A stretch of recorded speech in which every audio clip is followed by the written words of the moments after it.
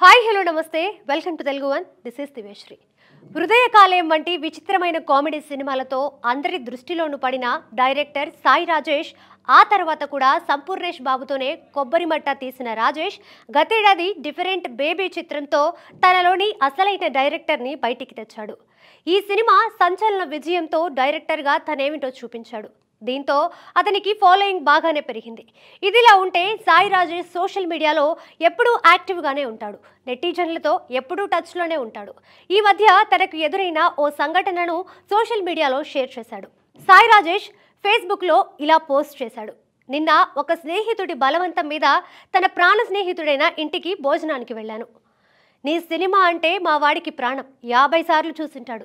ఇన్నేళ్లు మా స్నేహంలో ఏది అడగలేదు, నిన్ను భోజనానికి తీసుకురమ్మన్నాడు అని అన్నాడు. సర్లే, మనకి ఈ చపాతీ రోటీలు తిని బోర్ కొట్టేసింది, హోమ్ ఫుడ్ తినొచ్చు అని వెళ్ళాను. 10 రకాల వంటలు, అద్భుతమైన ఆతిథ్యం ఇచ్చారు. ఎంత గొప్ప సినిమా సార్ అని వాళ్ళ ఆవిడికి, పక్కింటి వాళ్ళకి, గేట్ దగ్గర ఉన్న వాచ్మెన్కి, కొరియర్ బాయ్కి సార్తో సెల్ఫీ దిగండి, బేబీ సినిమా డైరెక్టర్ అని 30 ఫోటోలు ఇప్పించారు. ఇక గంట తర్వాత ప్లేట్లో గారెలు, నాటుకోడి పులుసు వడ్డించారు.